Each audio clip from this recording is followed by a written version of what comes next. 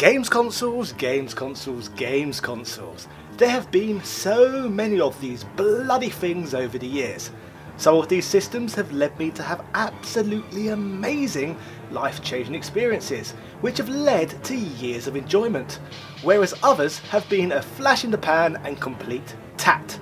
But today we are not going to be looking at whether or not these consoles are good or bad. Instead, we are going to be taking a far more vain approach and simply looking at and laughing at the outer shells of some of the most ugly platforms that have ever been conceived. Yuck. These systems are perfect examples of companies' art and design departments disappearing up their own arses and delivering systems that look so bad that in 2018 they come across as nothing more than pretentious, self-indulgent, craftless tat that many people would not even want to accept as a gift.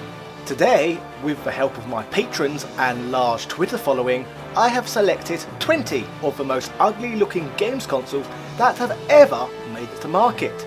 So let's have some fun and get on with this countdown list. Yeah! Number 20. I present to you the Amstrad GX4000. The failed home console cartridge-based answer to the more successful Amstrad CPC 464 microcomputer. This monstrosity, to me, resembles that of a 1970s Star Wars Kenner toy spaceship, so it'd be easy to infer that this galactic-looking platform may be from around the same period. However, blaming the 1970s space obsession with this one would be wrong, as this dated-looking thing didn't come out to around 1990. Ugly or not though, this British system had little in the way of redeeming features, since it featured generally unimpressive looking games which could be procured on the CPC 464 anyway, so the system received general consumer apathy. Number 19, the NEC PC FX. This ridiculous looking console literally just looks like a 1990s PC tower with a controller port stuck in the bloody front of it. In a period where PC towers were no more than uninspiring large grey boxes, it came across to me as an odd move to model a console case after such an atrocious looking object. Despite the fact that this system may look like it has been beaten with an ugly stick, it still has its fair share of games which are worth booting up. So give this frog a kiss and you could find yourself a handsome prince. And I am sure most of my viewer base would love a handsome print. Number 18, the Super Nintendo North American Edition. A system design I have already ragged on for over 10 minutes in another video. Most of the world got this rather delicious looking design of a platform, whereas North America got this alternative design instead. This all happened due to Nintendo of America interfering and insisting that the current design for the platform wasn't suitable for the US market. So instead of receiving the lovely curvaceous Super Nintendo, America instead got this weird, ugly, blocky variant of a system instead. What a load of bollocks, eh? Number 17, the R-Zone. This makes the list as it's just a ridiculous looking gaming system. Apart from looking ridiculous, it functions ridiculous in equal measures and makes the user look like a Tesco value Vegeta with mental health issues. You would need a pillock level of over 9,000 to get enjoyment out of this thing, so if you want to have an uninspiring time whilst looking like a complete idiot with a slice of ugly strapped to your head, then the R-Zone is for you. Number 16, the IQue Player. This was Nintendo's official Chinese variant of the Nintendo 64. There were certain laws in China at the time which stopped Nintendo releasing games consoles in a traditional sense, so instead Nintendo released this horrible plug and play looking thing, which is all housed inside the world's worst looking Nintendo 64 controller. The IQue Player looks like one of those third-party cheap controllers you would have had for your Nintendo 64. You know, the one you would never want to use, which you would give to your poor old player 3 when playing GoldenEye. Number 15, the Sega Megadrive with the Mega CD and 32X add-ons. Remembering the Power Rangers where the Zords would come together to form one big cool looking robot? Well, the Sega Megadrive stacks kind of like that, only more rubbish I suppose. This literal Frankenstein device requires 3 bloody power supplies to even run. further emphasising the system's unnaturalness and ridiculousness. Annoyingly, this transformation isn't even beneficial to Megadrive owners, as the 32X and Mega CD libraries are vastly inferior to that of which you could already procure on the Megadrive. 14. The Nintendo DS. The Nintendo DS and 3DS have come in many different forms over the years. The original model of the system though, released in 2005, looks absolutely hideous and felt extremely uncomfortable in the hands as a result. Transitioning from the beautiful Game Boy Advance SP over to the original Nintendo DS was quite an annoying period of transition for myself. Thankfully though, Nintendo quickly saw the errors of their ways and corrected this problem with the release of the Nintendo DS Lite shortly after. Number 13, the PC Engine Super Graphics. With this one, I seriously do not understand what art direction they were trying to take with the casing here. Is the console supposed to look like a pair of car foot pedals? I just did not understand. Things get even worse when you attach a CD-ROM add-on too, as then you have a pair of foot pedals with a tuner. This horrendous looking commercial failure certainly was not one of the high points in NEC's console history. Number 12, the Sega Genesis 3. Whilst perhaps not as bad looking as many of the other systems on this illustrious list of ugly, something about the aesthetics of this system simply rubbed me the wrong way. The console just looked cheap and tacky to me, again like a cheap Tesco value plug and play or something. The first two models of the Genesis look superior to this revision, in practically every way. Number 11, the Nintendo Famicom. This gaming platform literally looks like a baby's toy, and aesthetically seems to have little in the way of redeeming features. The horrible colour clash in design of red, white, black and gold just makes me want to shout out and say, "Ish don't think so." The icing on the cake of this ugly platform though is the controller, and the fact that they needlessly hardwired it to the console.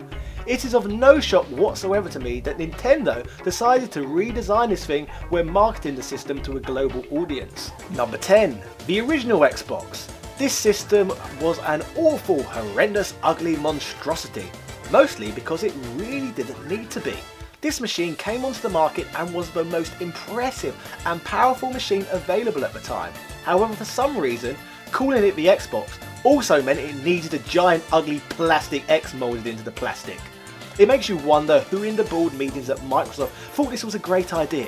Even the controllers were horrendous and an uncomfortable mess as well. It's a shame, as there were some great titles and I don't feel like going back to anymore because the machine itself is just so vile to use. Yuck. Number 9, the Atari 5200. It's a gigantic monster filled with, well, not much really. This machine was bloody huge and wasn't even that much more impressive than its 2600 predecessor. It was really unnecessary to make it so bulky, to the point that even a collector like me doesn't have room for it. I mean, you wouldn't choose to become a feeder unless you had a fetish, and I think you'd need to have some kind of fetish to want to make room for this thing. Number 8, the PC Engine Shuttle. Why? Why does it look like a spaceship mixed with a Roomba and a Frisbee? You thought the PC Engine Super Graphics looked bad. Well, this PC Engine variant makes the Super Graphics look like it could have won a beauty pageant in comparison. It is of no surprise that this system looks cheap and tacky though, as this system was released as a cost-cutting measure late in the original PC Engine's lifespan. Number 7, let's have a look at the worst selling console of all time. In fact, this little twat wasn't even a console. It was a microcomputer, simply and unceremoniously thrown into a console shell.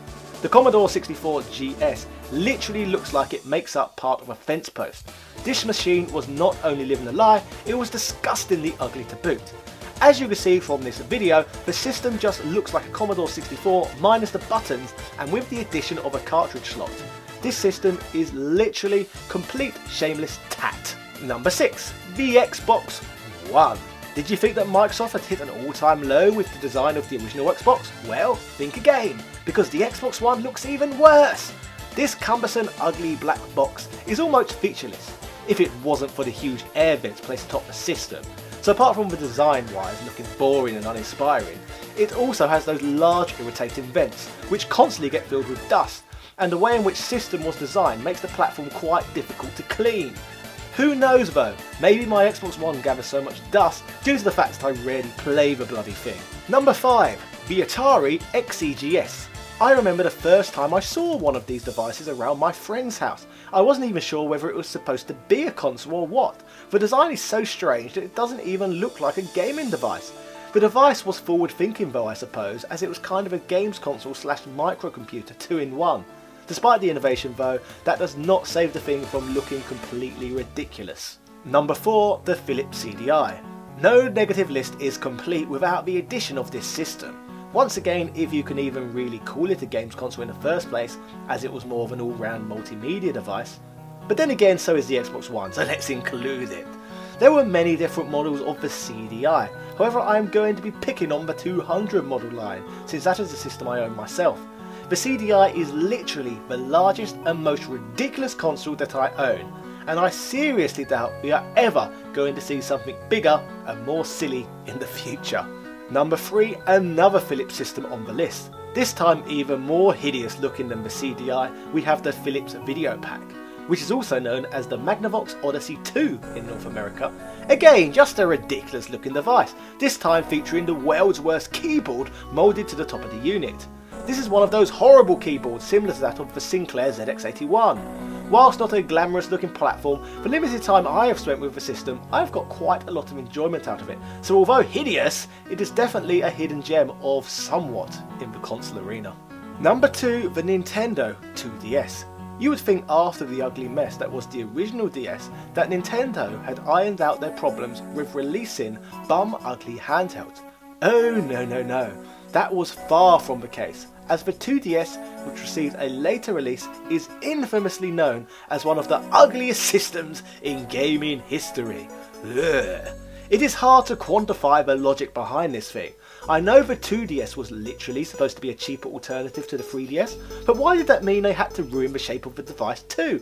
Maybe it was a way of Nintendo trying to get people to go for more expensive alternatives instead.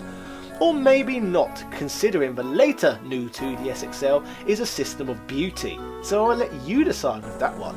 Finally, number 1 on this list, I am going to award this spot to the Nintendo Entertainment System. One of the worst looking consoles I have ever seen. We have already discussed on this list how the Famicom was ugly in its own right and needed a redesign, so you would think that that redesign would have improved on the Famicom somewhat. Well, the answer is no, as Nintendo introduced to the world an ugly grey box with some of the most ridiculous looking game cartridges I have ever seen. Rumour has it that the NES looked unappealing on purpose, as it was designed purposely to resemble a VCR, so that Nintendo could market the device as an entertainment system rather than as a games console in North America. So at least there is real thought and effort put behind the uninspiring, boring, ugly looking design. Anyway, that is my list of the 20 worst looking games console cases I have ever seen. Let me know in the comment section which system you think I should have perhaps included in this list. Were there consoles on this list which you personally think look beautiful? Let me know in the comment section, as I would be interested to hear your thoughts. Do not forget to like, comment and subscribe for regular in-depth content on this channel every single week. Yeah!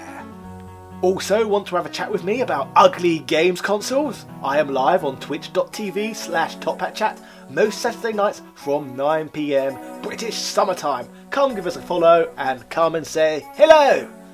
Also, finally, a massive thank you to my patrons who motivate me to no end to produce content. Shout outs to Carl Johnson, Suzuka Kobayashi, Richard Clark, Greg Hooper, Harold Webb, Synth Spaces, Kevin Verheely, David Mountford, Andrew Byzanski, Atnas Garcia, Edward O'Reilly, Peter Dawn, Retail Archaeology and all of my other patrons. If you too would like to support this channel, then make sure you check out my Patreon page and get bloody donating. Cheerio!